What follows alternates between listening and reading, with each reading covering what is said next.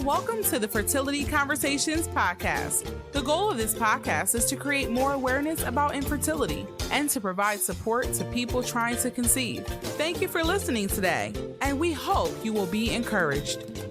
And now, here is your host, Ola.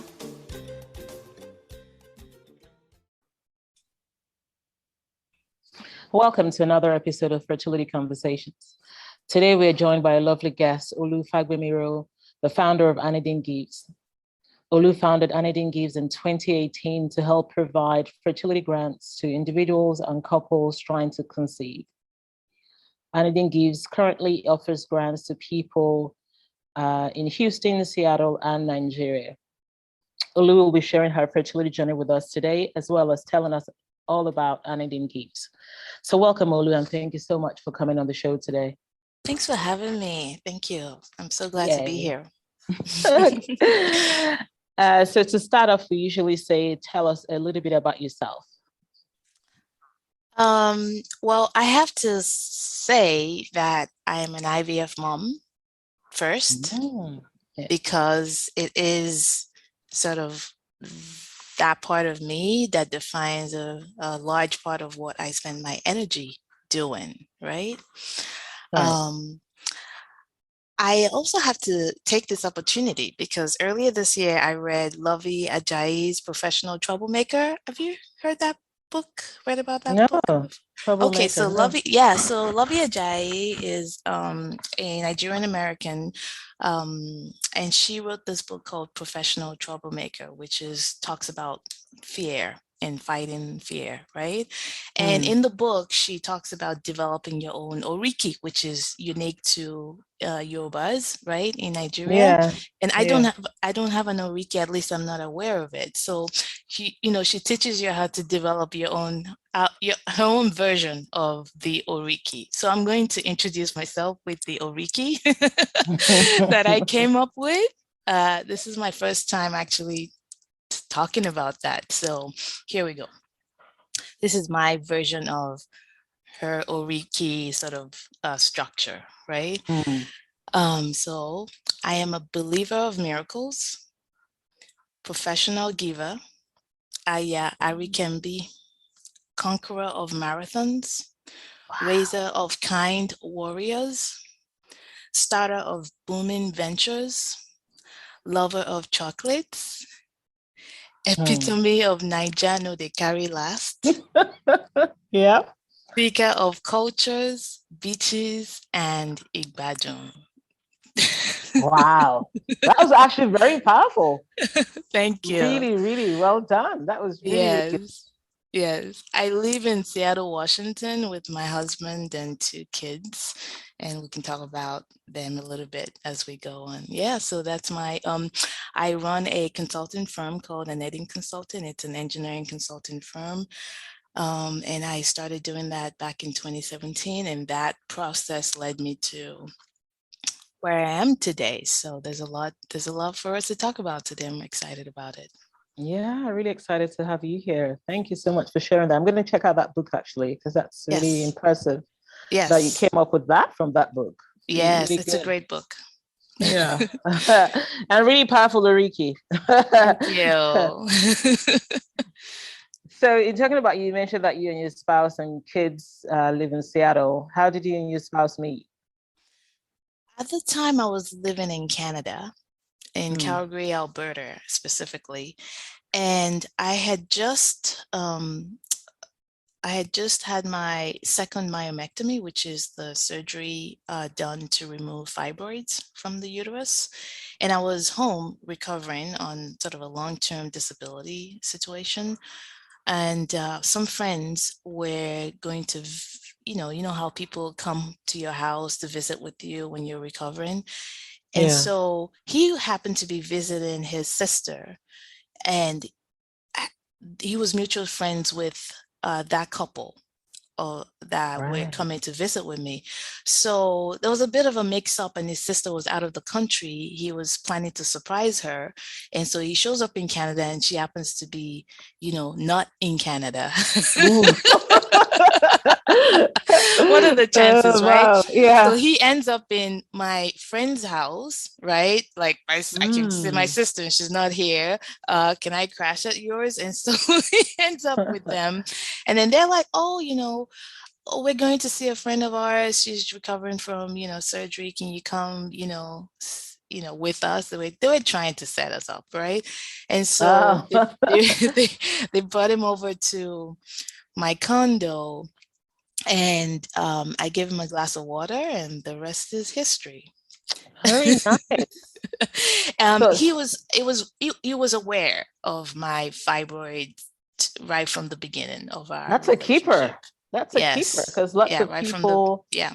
hide that, right? Like you don't want to tell a guy just in case he thinks that's a potential problem with having Yeah. children. So Yeah, absolutely. Yes, yes, yes. And wow. I know that's a different conversation for a different day, but definitely fibroids can be a bit of a concern for a woman to share with someone Yeah. that she's just beginning to date, because that could change the conversation very quickly before Yeah.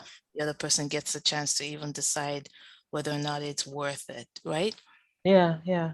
So we Absolutely. love we love him already for staying in spite of that.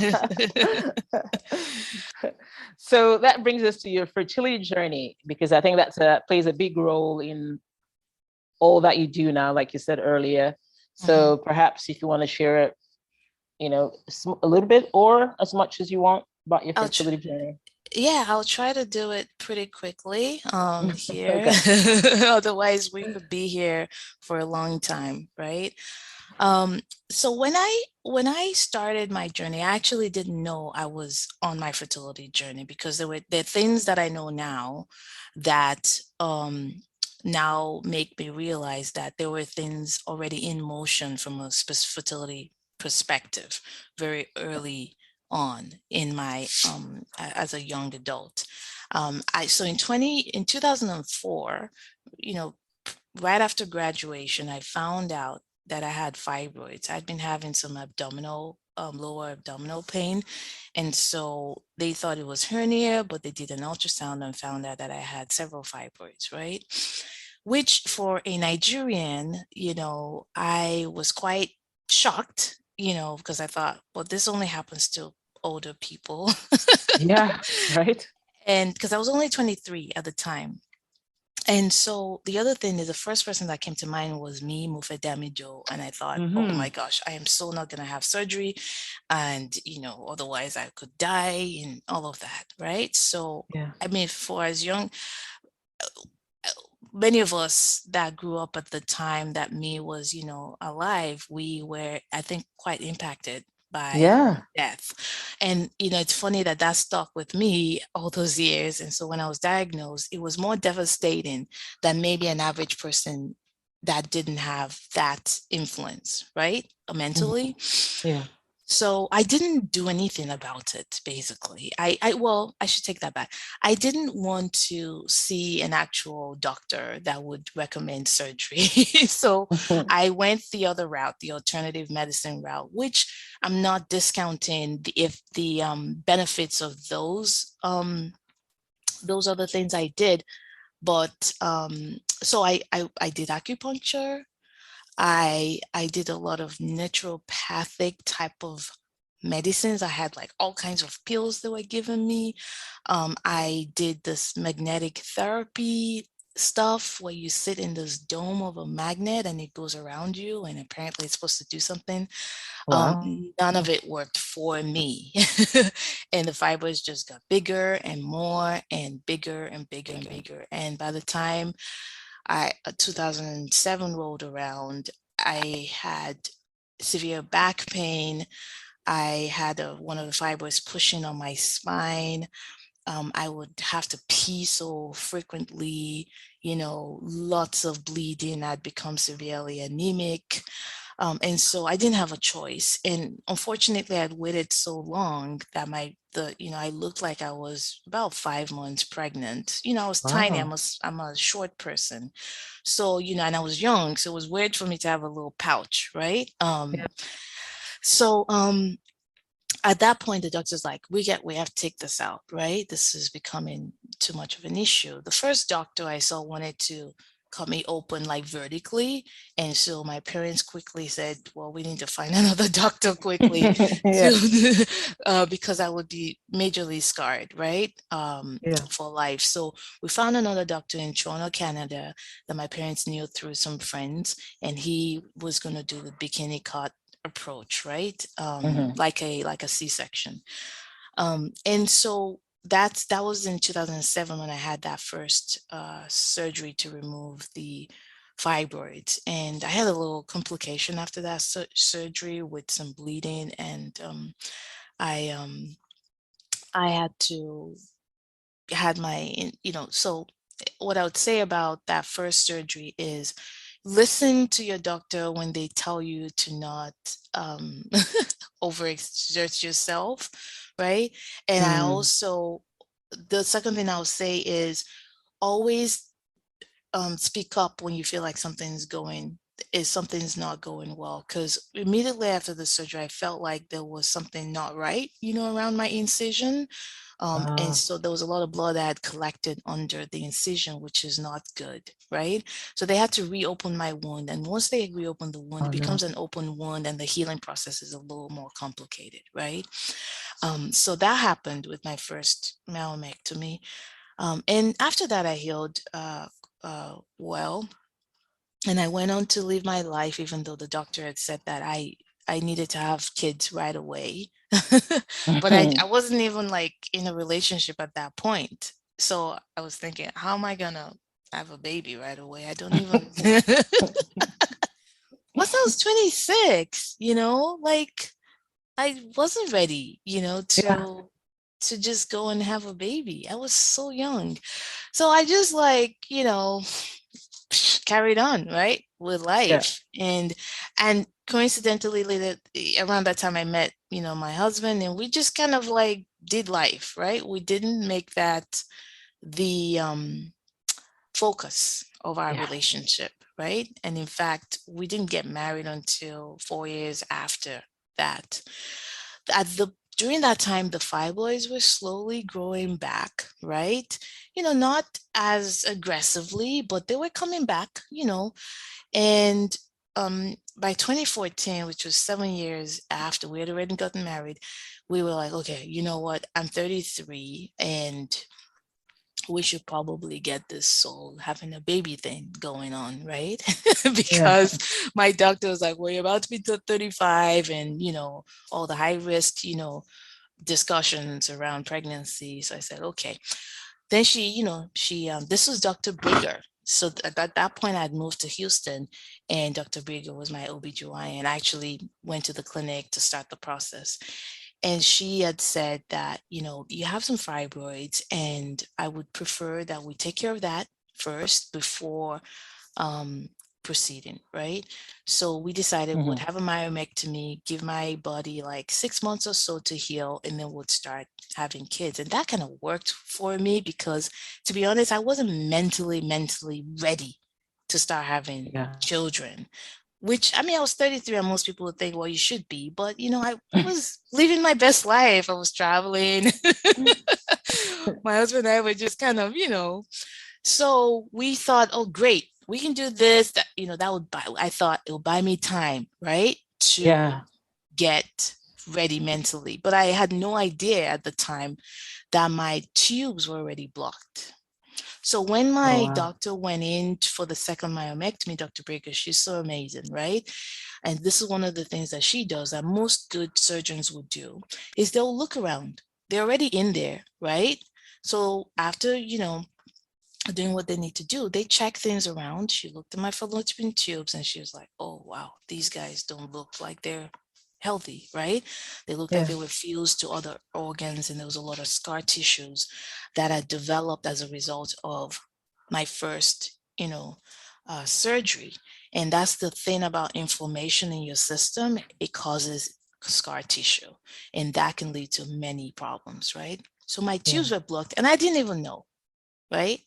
Um, So I came out of the second myomectomy in 2014 thinking, yes, great news. She was like, great news. We got the fibroids and everything. She was like, I don't have, and then there's this issue.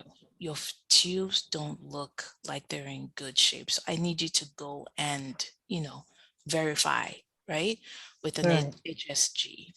And I think that was probably one of the worst things at the beginning, right, of the process, is realizing, wow, I just went from frying pan to fire in my Yeah. mind, right?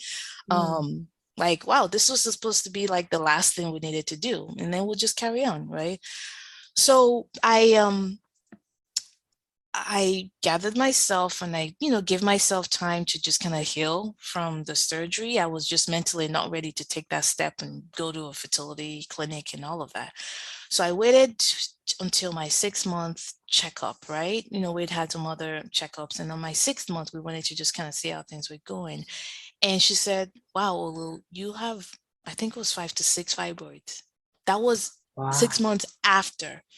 She said, we don't have time. You need to make that appointment and you need to make it now. So January of 2015, I was in the clinic, fertility clinic with my fertility doctor, and we were having this discussion. So they had to confirm first and all of that. And so I did that. Um, and actually, no, I take that back. The summer before, I had gone to have the HSG done, right? And they confirmed that my tubes were blocked. Now, at that moment when it was confirmed, I had a bit of a mental breakdown in that on that, like, right after the appointment.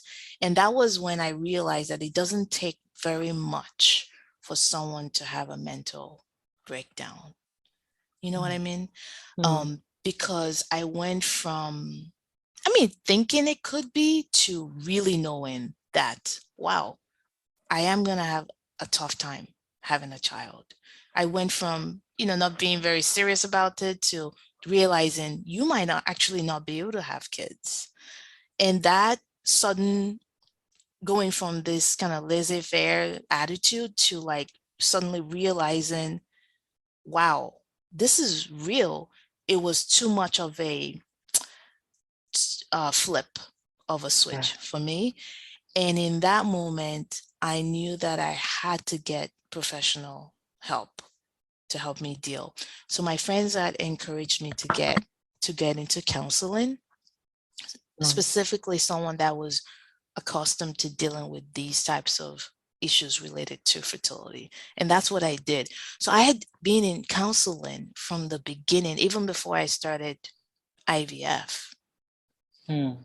And that, I think, and we'll talk later on about difficulty and stuff. I think that was fundamental to me having a way to deal with things, um, throughout the process.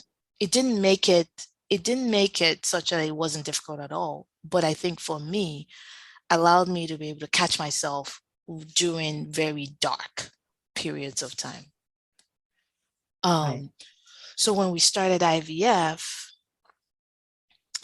they quickly decided that, look, we just have to go through IVF and not do anything else, because there are many ways, right, for folks to, when we can talk about fertility treatments, IVF is not the only. So, and I don't want to give people the impression that that's the only solution.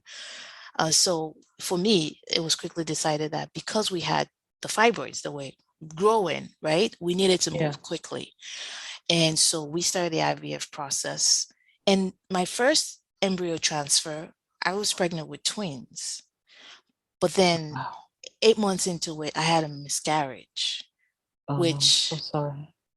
yeah, which was, I Oof. think, still one of the most, if not the most, painful experience I had ever personally, gone through. It was so painful because, I used to think, oh man, I would have twins and then I'll be so done. And it was, Yeah. you're dreaming about these matching clothes. Uh-huh. Yeah. And it was quite it's difficult to it was painful. It was very painful. My husband also happened to be out of the country at the time. Oh, And so, and then we lived in Houston. I had some friends, but my family, my sister, my parents, none of my immediate family members lived in Houston. So there was a bit of a scramble to get people to Houston, right? Because I had to go in yeah. for a surgery to, remove the rest of the pregnancy, right? The tissue and everything else, and remove some of the blood that was collecting in my abdomen, in my uterus, sorry. So Wow.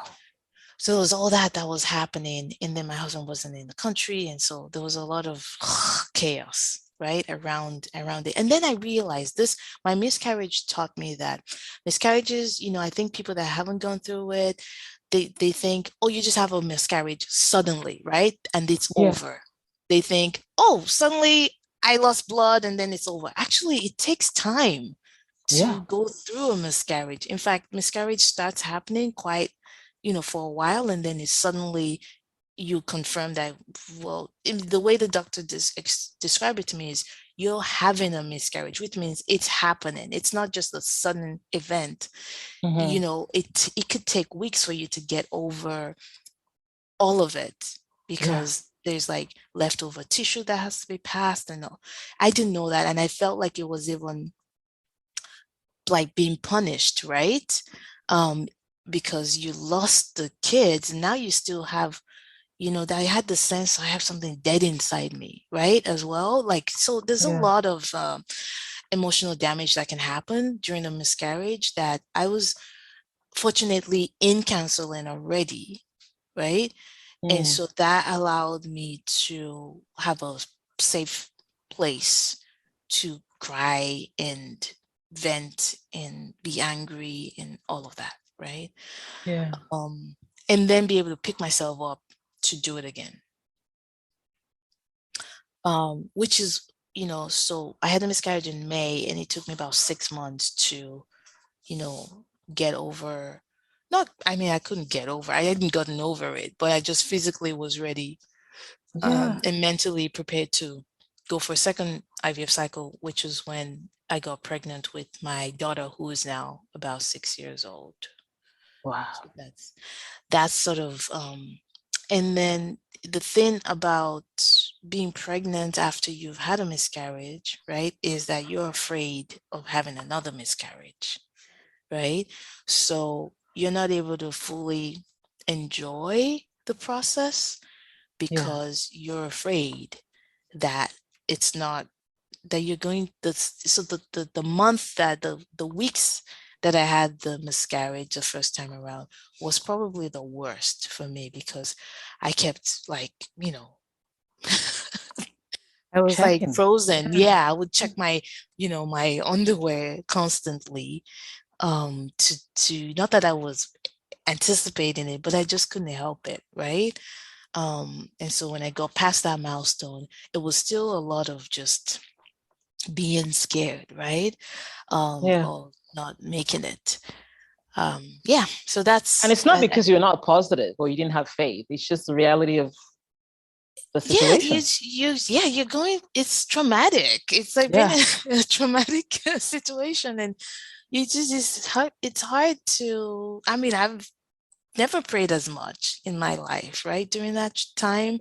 And the Yeah. people around me were praying too and helping to hold me up and everything. So it's not about not having faith, it's just the reality of fear, Yeah. you know. And people don't seem to understand that. Like if you haven't experienced it, then you don't understand. It's not because you don't want to believe or you don't believe, You but believe, you're just yeah. faced with a every second reality Yeah. of flashbacks of what you've experienced, and that's hard to separate from your belief. And then as a Christian, I believe that God understands that, right? Yeah. um Definitely. Understands the struggle. And I think that, being open about that struggle is important, to just giving yourself a break, you know Yes. um and just saying, hey, I believe, but I'm scared. Yeah. Yeah. So yeah, that was my journey. Mm-hmm. What a journey. What a journey. Thank you so much for sharing that. And again, so sorry for your loss. We're very thankful that, I have two beautiful kids. Mm-hmm. And I love the fact that you introduced yourself when you started as an IVF mom, because there's still a lot of taboo and stigma attached to that, even that, right? So Yes. you owning that and introducing yourself as that is amazing.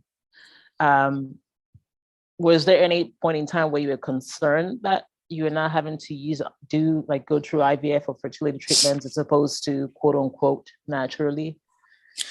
The thing is, I was almost 34, right, when I realized all of this had to happen. So so intellectually, I understood, okay, this is what we have to do. I'm also an engineer, so I have a slightly scientific mind as well. Those are part of the IVF process that I kind of appreciated. It was methodical, and I had a chart and all of that stuff. There's some part of that I was like, I'm okay with this, right? Yeah. But at the beginning, though, as I was leading up to that decision, I had to mourn the loss of what I had dreamt of, the way you get pregnant, right? Oh yeah, you guys are gonna get it going, and that's how you make a baby, right? Yeah. And I had to mourn the loss of that reality, right?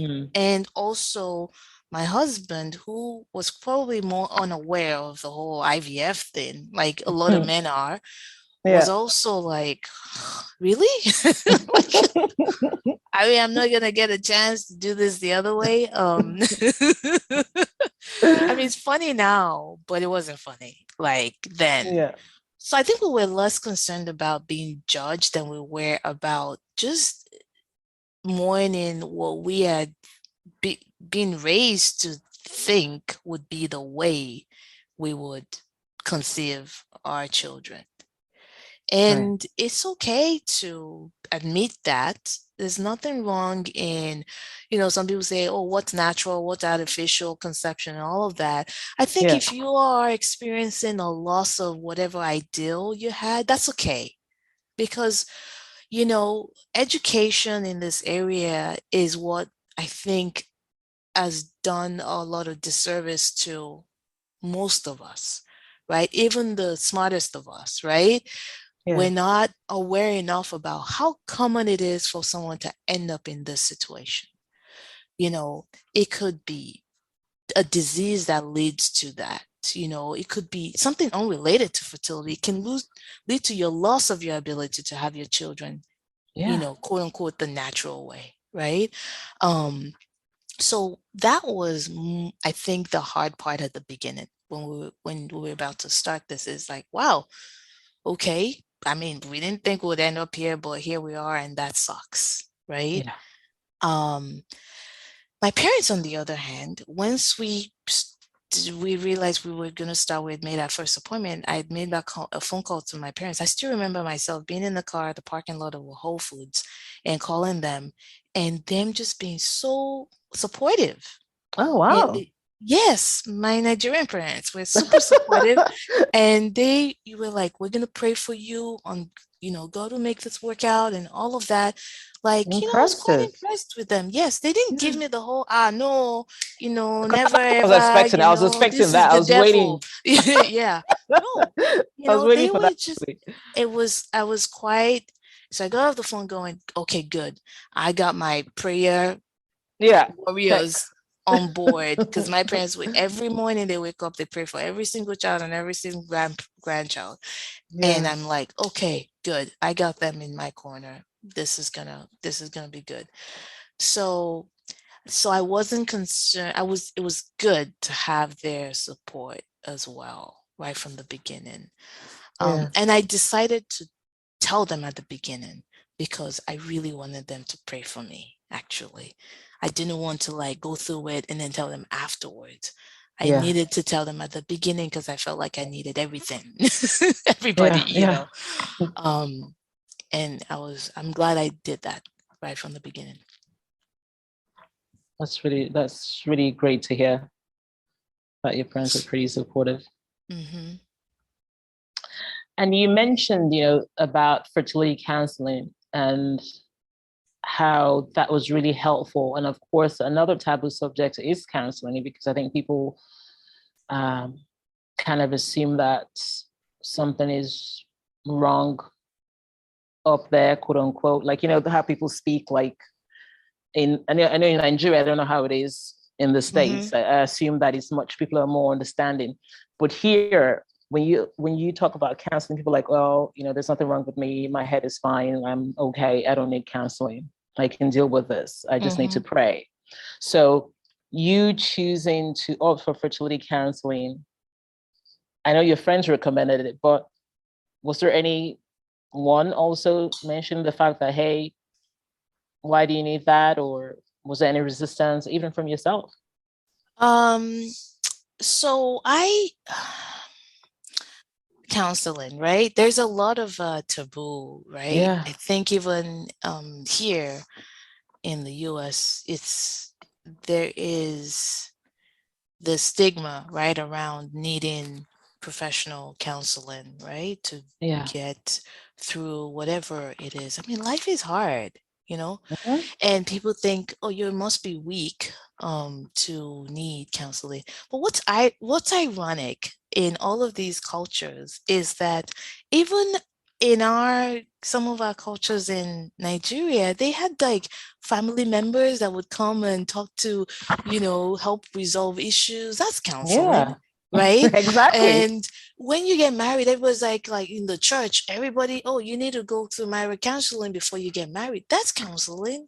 Yeah. Why do we put it in buckets of this is the only time counseling is acceptable? That's what's, doesn't make sense to me, right? The point of counseling is to help you. And it's funny, with marriage counseling, you do it before you get into something, right? Yeah.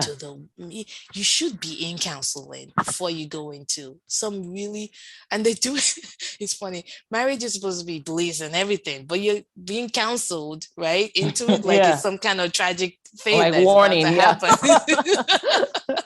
Yeah. But then they label all that kinds of counseling as a bad thing. It shouldn't be. It's a way of learning how to function properly, right? In the face of, challenging situations. And it's a tool. That's all that it is. And I think that it's something that I think there's a lot of work being done to remove the stigma around, being looking for professional help. There are people that have no business in counseling other people. And there's some other people that are just very good at it, right? So I think it might be difficult to find the right fit for you as well, because you need to find that person, right, that you can connect with. It's worth the effort of looking for that person. For me, some of the things I realized, in the last couple of years of doing some of this work, in the space is the lack of understanding and awareness about an issue can make that issue so much bigger than it needs to be when it suddenly happens to you, right? Just like anything else, right, in life. If you knew that, okay, in order for me to be able to, I'm going to pick something very random, right? In order for me to be able to get into college, I need to take these exams, right? Yeah. And I need to be proficient in X and Y, right? Then when the time comes, you're basically being prepared when you're a child in that path to be prepared to do that when the time comes, right? Yeah. You're not so suddenly surprised that I have to do write exams to enter college. You're not, because you've been told since you were a kid. Yeah. This is the path, and that's how you get there, right? With fertility, we pretend that it's not 1 in 8. And so in college, they're teaching about reproduction, and they're only teaching about the only way it can happen, right? The technology for fertility treatment has been around long enough that the discussion about, hey, guess what? This may be the more common way that people have children, but you could end up in this bucket of people that are not gonna be able to conceive in that way. And these are the options for that. There needs to be like that kind of education from the beginning. Where so that when you end up in the bucket, you're like, okay, I know what this bucket looks like. We've been talking about this, you know, a long time. I'm aware of what IVF is. I'm aware that, these are the treatments. I'm aware. And so it's not as devastating. Like everybody around you will know about it. Like nobody needs to be educated about, oh, IVF is going to cause cancer. So some of the stuff that I heard, right? So much misinformation, right, out there about it. So I think it's really important that we actually talk about it super early on. If you're going to talk about conceiving and stuff, talk about that too. It's all part of it, right? And I think that changes how people get impacted by the realization that, oh, it's not path A for me, it's path B for me, right? As opposed to, oh my God, it's not path A, my life is going to end, That shouldn't be it. It's like, okay, it's not path A, I'm on path B. Let's carry on to path B, right? I think at least that would change that sudden, like, devastating effect, right? At the beginning. That's big for me, so it's important that we continue to just have these conversations and have them with our children when they're young. And children are exposed to so much right now, much more than we realize, right? And I think this will make them better adults when they get to that point and they need to make decisions, or when they end up with a friend that has to make that decision. They'll be better equipped, in my opinion. Yeah. Well said. I think that's really great. Like you said, let's start the conversations early and make it normal, not something that is so much secrecy and stigma and hush hush. Absolutely. Yeah.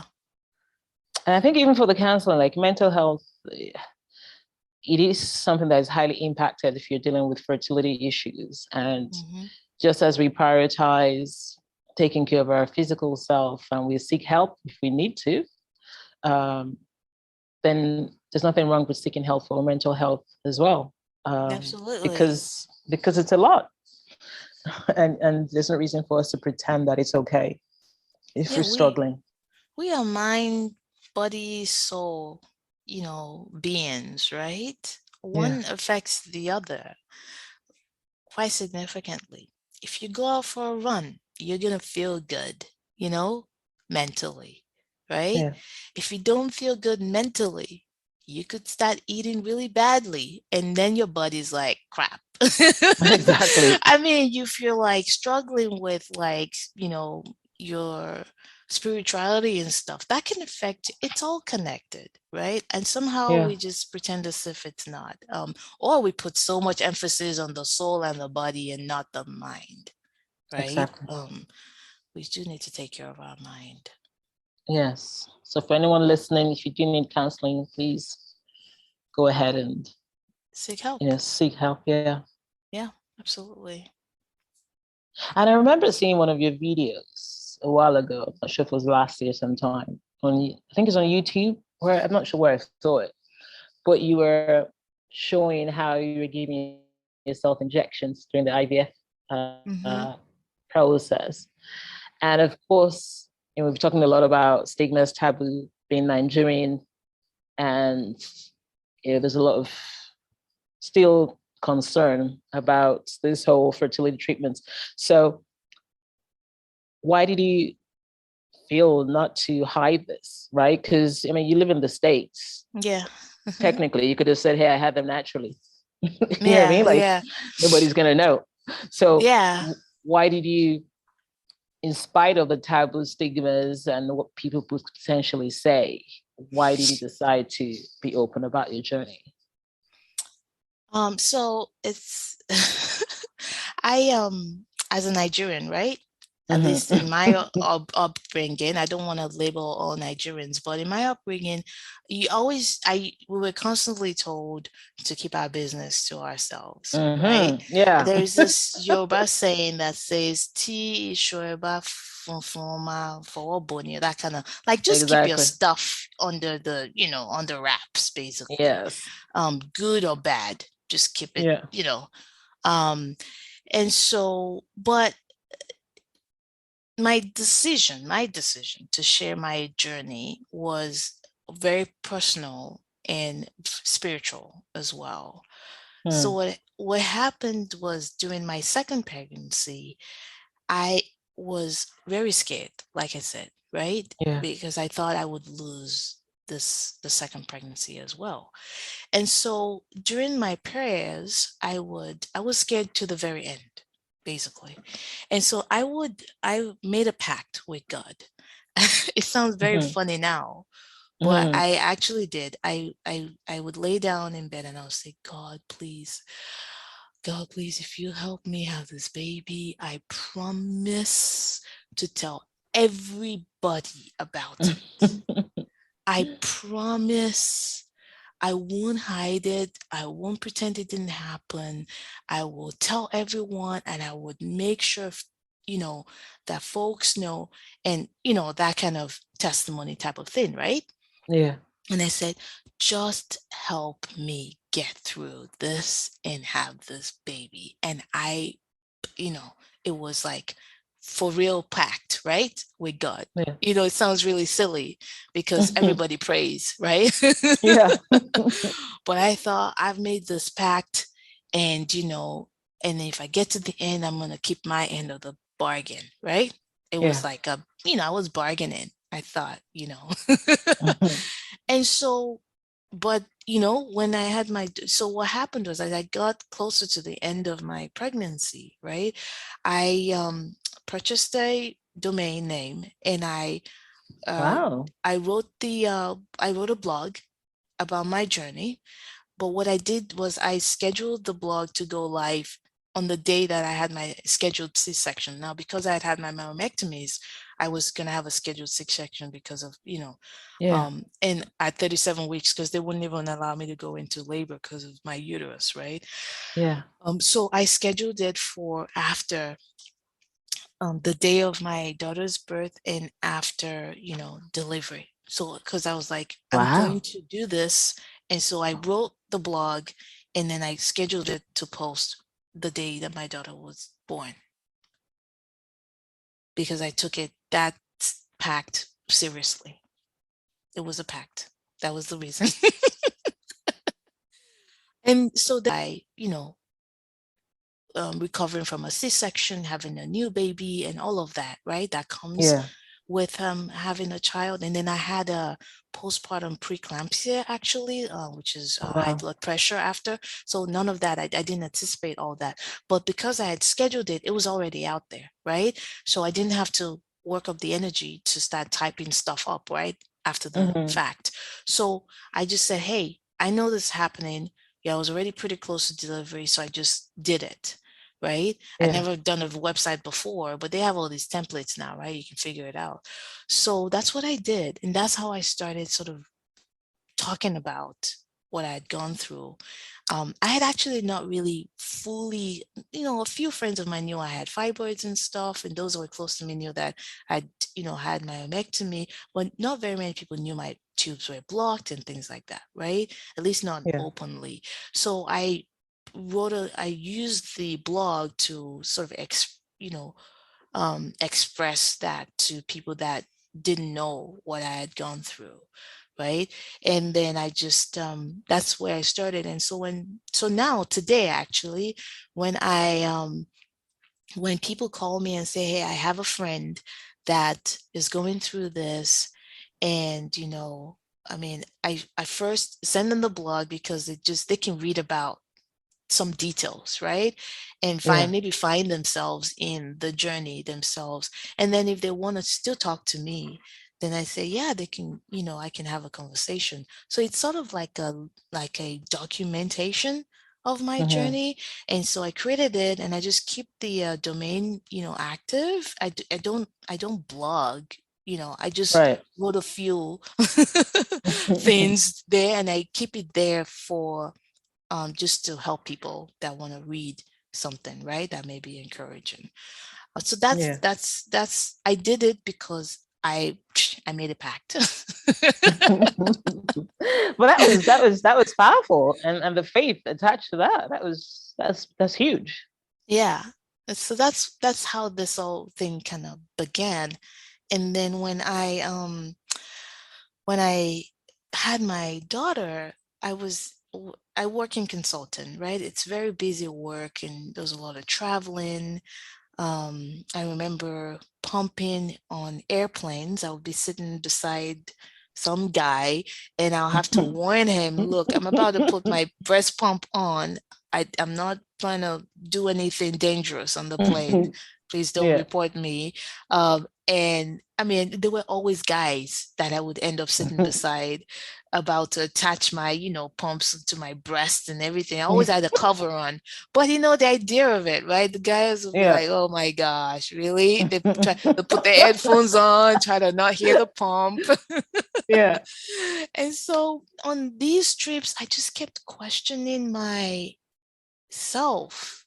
I felt like I'd just gone through a very grueling process to have a child.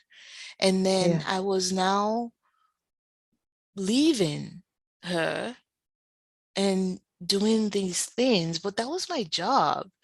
I began to really struggle with the idea of that, like, do I have to do this job this way, was my struggle. So I had my daughter in June, and in February of the following year, I quit my job. Wow. And I started my own firm, because I just had a fundamental belief that I could give myself the kind of flexibility I needed to be the kind of mom I wanted to be, still do the work that I really truly love, and have the same level of financial compensation that I was already having. I believe those three things could happen, right? Even though I didn't necessarily have an example of that. But I just, said, I'm going to do it. So I quit my job. It was quite scary to do, but one of the best decisions I ever made.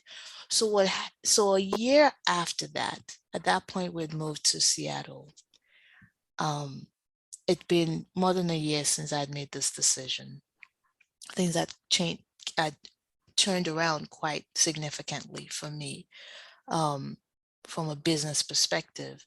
Then I really started to ask myself, what kind of life do you want to live, right? Do you just want to be this person that has gone through something like this, had the blessing of this child? And I actually named my firm. So the word Aneden is the combination of my daughter's first name and middle name. Aneden, Anika Eden makes Aneden. Oh, that's lovely. Yeah. And so my firm is actually an Aneden consultant. And so Aneden Gives came from that, because the consulting firm has a dedicated fund to Aneden Gives, right? Right. And so I was asking myself, this was in 2018, I was actually running. And that was when it dawned on me that I needed to start a foundation to help other families that may be going through the same thing, but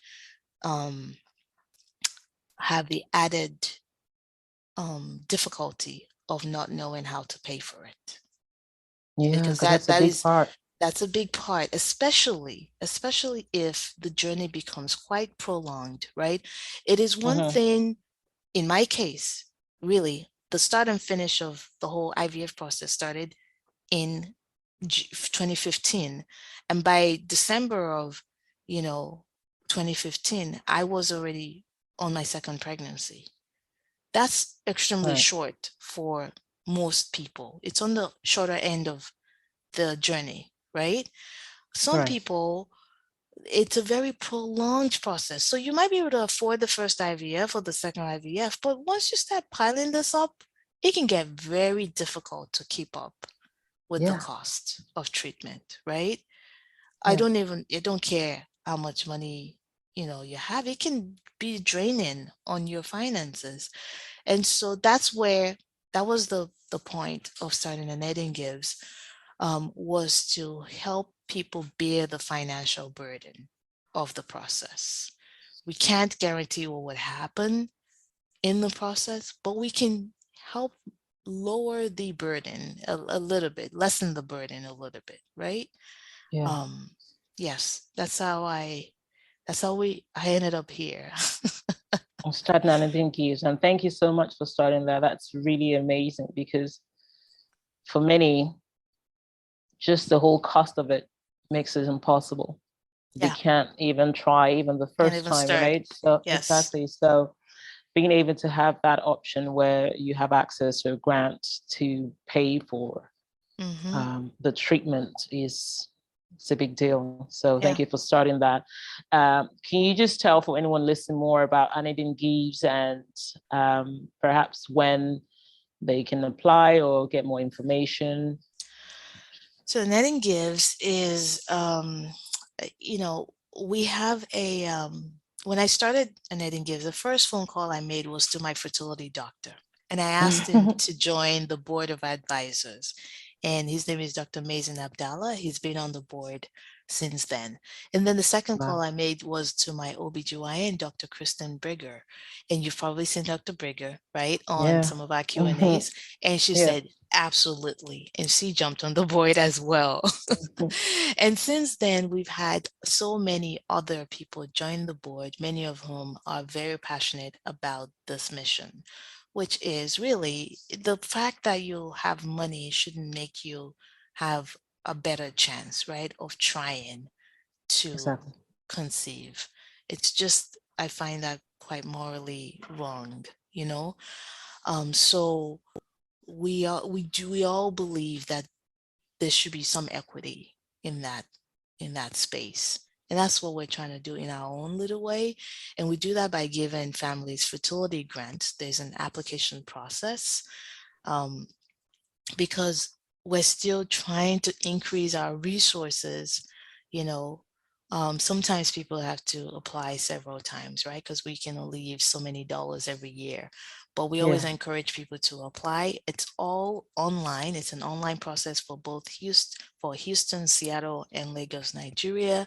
And folks can find information on our website at www.aneddengives.com.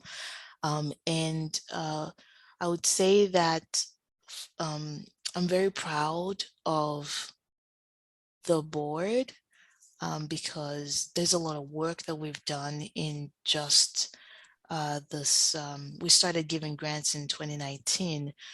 We are just finishing the fourth, 2019, 2020, 2021.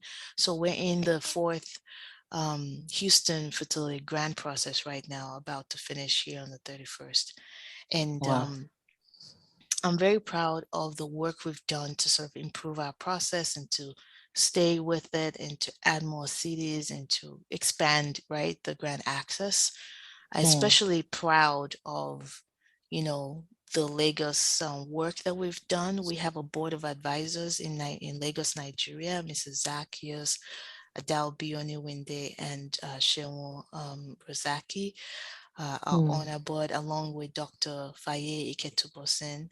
And this year, we partnered with 3 clinics in Lagos, Nigeria: Medical Art, the ARC, and George's Memorial Medical Center. And we intend to keep those partnerships, right? And maybe possibly expand to other clinics in Yeah. Nigeria over time.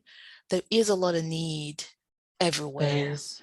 Hmm. Um, but the numbers don't lie in terms of the amount of need there is in Nigeria. So we have a lot of work to do still. and we hope to continue to do it for as long as we have to. Infertility is has been around since biblical times, right? Yeah. So we don't wish this on anyone, but if someone is going through it, we want to be able to offer some support. Definitely. Well done. And how can people support Aneden Gives? Like I said, we have a lot of we found that there's a lot of need. So the first way is to donate and support us. If folks donate from Nigeria, it stays in Nigeria, right? Folks that donate here in the US, we spread the resources throughout. So donating is big for us. Secondly, helping us spread awareness, especially as you've done, right? Right. With spreading awareness about, especially in Lagos, right? In Nigeria, not Yeah. just Lagos, is oftentimes when we just kind of showed up, right? From nowhere. And they're like, who's this charity offering to give us, millions for treatment in Nigeria? Like, that Yeah. can't be real. So having advocates like you, legitimizing the work that we do was quite impactful for us, right? And for people to actually, put themselves out there, tell us their personal stories, which can, Yeah. like we talked about, is hard to do, to come out and really say something. So what I find quite incredibly personal, right, for people, and to Yeah. tell strangers is hard to do. So those two things, donating and helping us spread awareness, is a big factor for how we can continue to make the impact that we're making.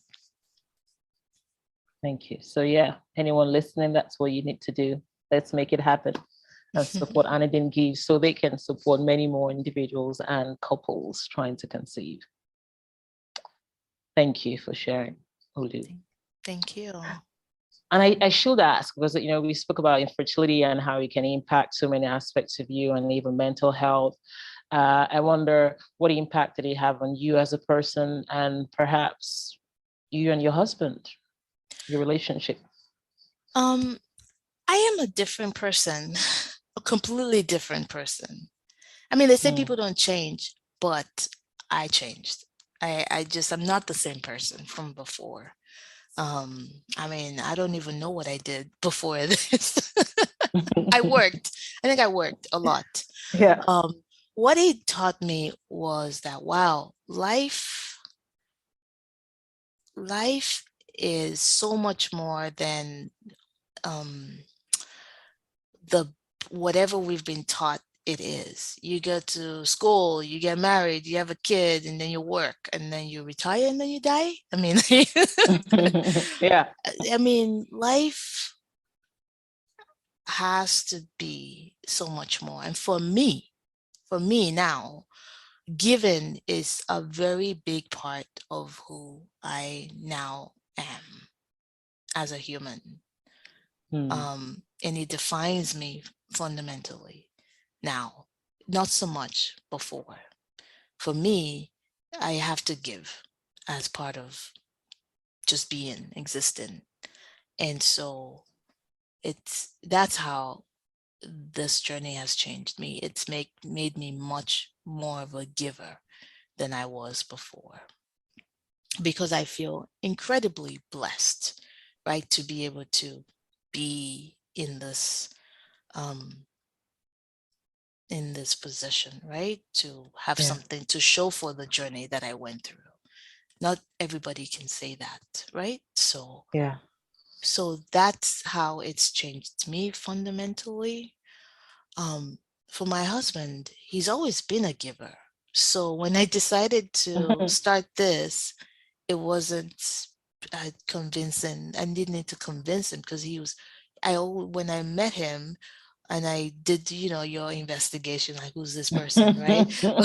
One of the things his friends told me was that he was a generous person, like in a kind way, like he's generous with people and kind person. So that made it easy for me to transition into this kind of person.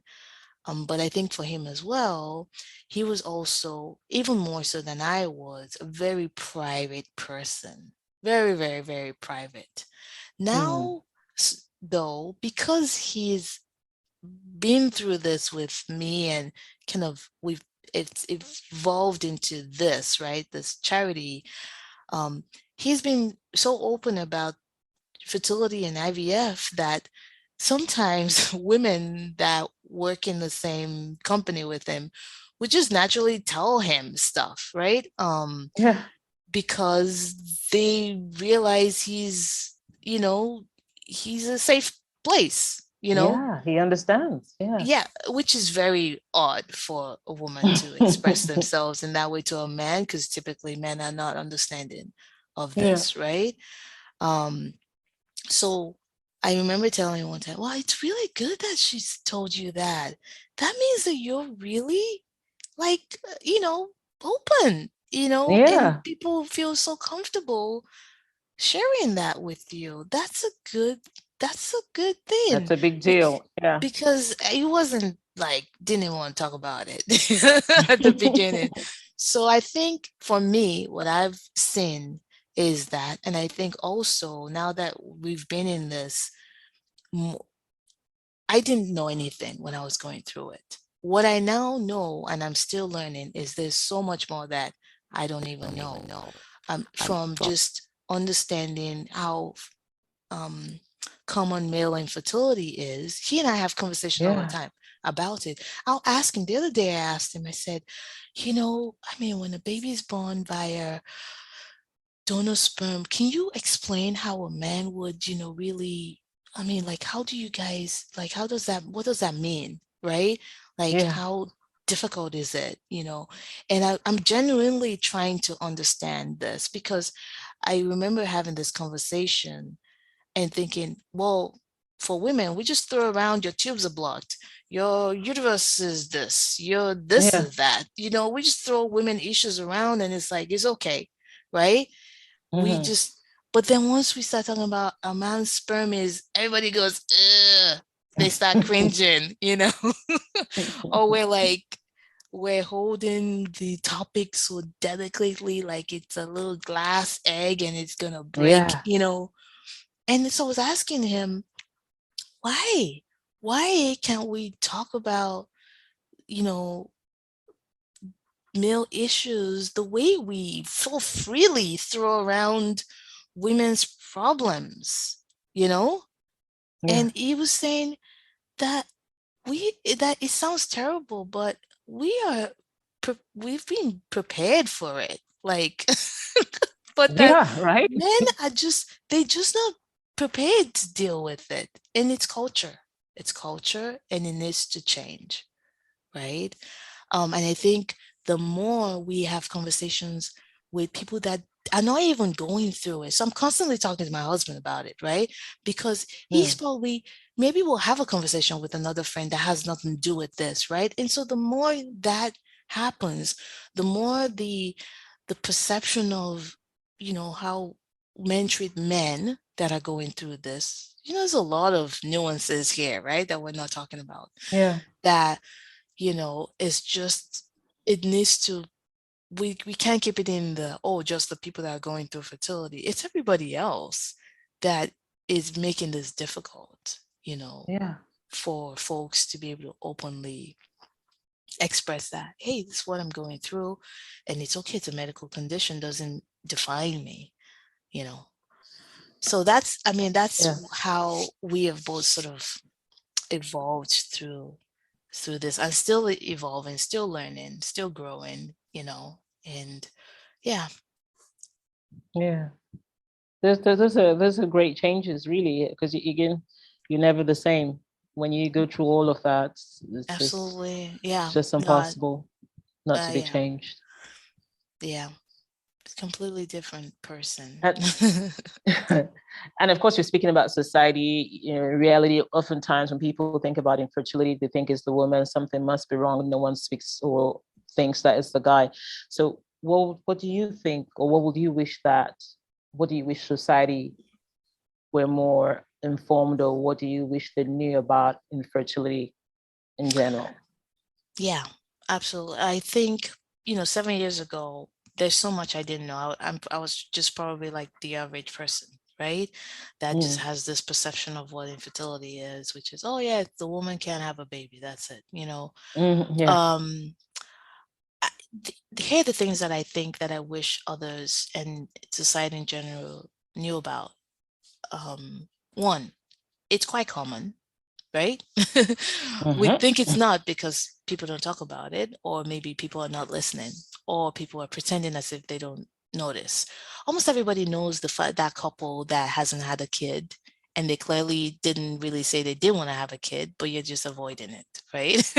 Yeah. um, almost everybody knows that, so it's very common.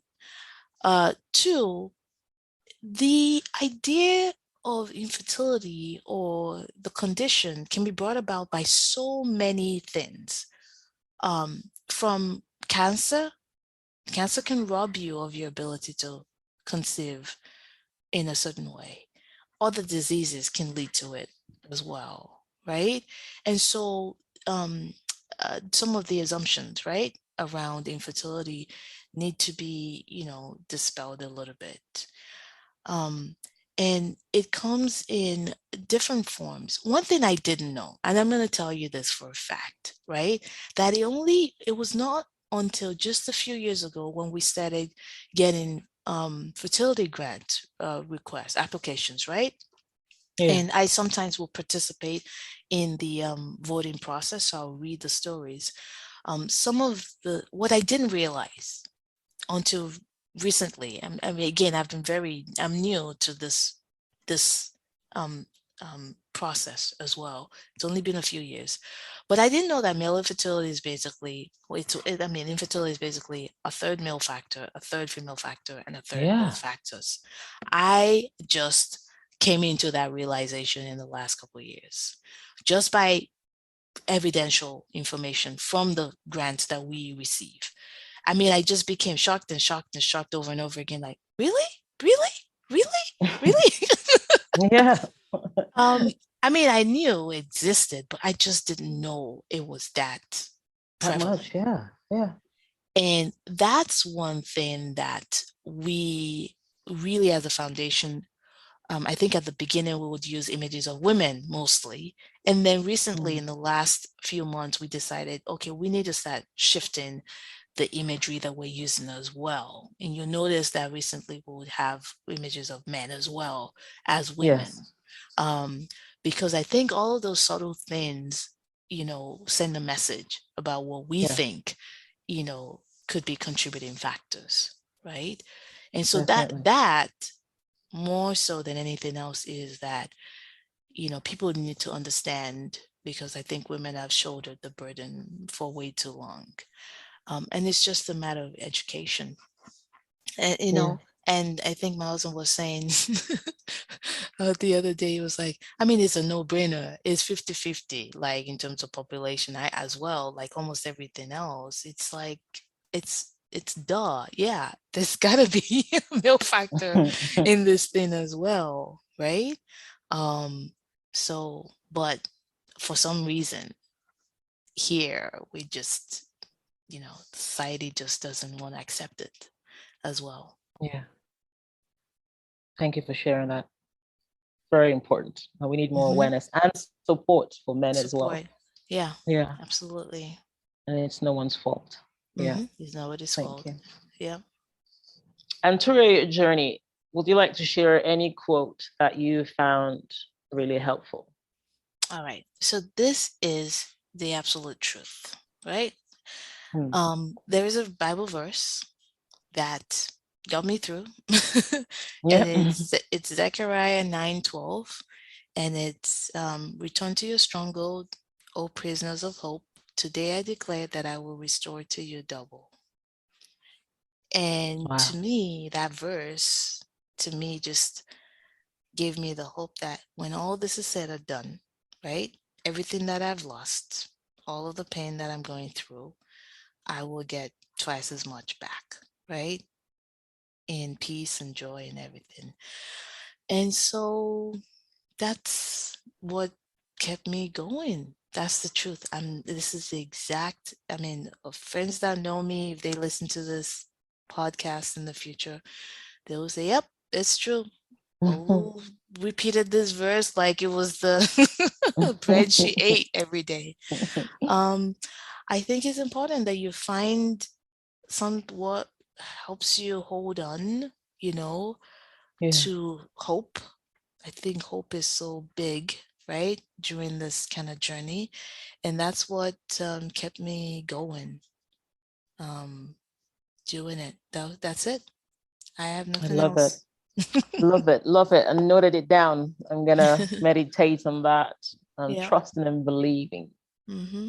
that it'll be restored double. Yep. Wonderful. Thank you for sharing that. Mm-hmm. And as a wrap up, Olu, are there any words of encouragement that you'd like to share with anyone or couple currently dealing with infertility? Okay. This is really important to me. So I want to say this without being insensitive, right? I need, Mm-hmm.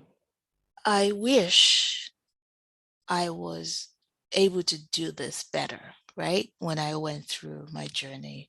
And what I want to say is infertility is just a part of life. And I hate using the word just, but it's the truth, right? You have to live life, the rest of life, right? One Yeah. of the reasons why I really worry about the impact of infertility, and you see that verse talks about restoration, is that it can have lasting damages on people, right? It can Yeah. damage people to an extent that cannot, they have trouble coming back from, Mm-hmm. right? I get very, very concerned about when people get to that phase where it's 100% consuming, where there are other parts of their lives that begin to really truly suffer. Um, Yeah. I want people to not allow it to, it's easier said than done, absolutely easier said than done. But what I don't want is for someone to be going through a fertility journey and lose themselves in the aspect of, maybe they had a dream to become, I don't know, I'm going to throw something random out there, a violinist, I don't know, just random. They have a life passion, Yeah. right? And they throw away themselves or even opportunities, right, to further their lives passion to be who they need to be because of this portion of their lives, right? I don't want it to deteriorate someone's life to the point that they don't recognize themselves anymore. So Mm. if you're a couple, don't lose yourselves, right? To the point where you can't recognize each other anymore. You know? And if you're someone that had dreams, don't give up the other dreams in life. Very difficult thing to do. And that's why counseling is very important Yeah. during this, because it gives you that person, if they're good at what they're doing, they will help you remember that you are more than your ability to conceive a child, Yes. and that you can have an absolutely incredible life regardless of the outcome of your journey, or regardless of the path you choose during that journey. That is the one thing I always want people to not forget. You can only do that with help during the journey, because it can be quite consuming if you're doing it by yourself. So that's, for me, the tragedy. That's a big tragedy if someone loses themselves completely when it's all said and done. I think that's just terrible, because we're all amazing humans, right? It would be such a shame to not find you, right? The core person. That person is more than a mother and a father. We're more than the ability to conceive children. Yes. And it's the part of infertility that really pains me, right? Is that people can lose the essence of who they are as a result. And I don't want that for people. I don't want that for people. So yeah, don't give it all up. Don't give up who you are. You gotta hold on, because we're more than that. Yes, we are. Yeah. Wow, Olu, it's really been amazing having you on here today. Thank you for having me. This was a conversation that was long overdue. I know, but it happened at the right time, because Yes. this is so powerful. It's been, you have such an inspiring journey, and to come out of all of that to now be such an amazing giver and really reaching deep to support so many people globally. That is huge. So thank you so much. Thank you. And you inspire me. When I first met you, I was thinking, wow, okay, she's a different level of of amazing. I'm just so encouraged by you. I love this conversations that you have. They are conversations that make a huge difference. And I hope that you know that they do. And that you're doing it while you are in your journey. That's just beyond amazing. So thank you. Thank you for this platform and for giving someone like me the opportunity to be able to have this conversation with you. And I wish you so much more strength and goodness and happiness. Amen. Thank you. And, all your dreams will come true as well. Amen. And I'm holding on to Zechariah 9:12. Written Absolutely. down. I'm gonna meditate on that. Yes. Thank you so much for today. Thank you. We've all been inspired and encouraged, and you're making such a huge impact. Thank you so much for all that you're doing, for all that you are. Thank you. Thank you so much. Thanks for joining us this week on the Fertility Conversations podcast. If you enjoyed this podcast, please give us a 5-star rating and subscribe. Follow us on Instagram at Fertility Conversations. If there are any topics you would like to have discussed, please send an email to fertilityconversations@gmail.com. Be sure to tune in next week for our next episode. Thank you again for listening.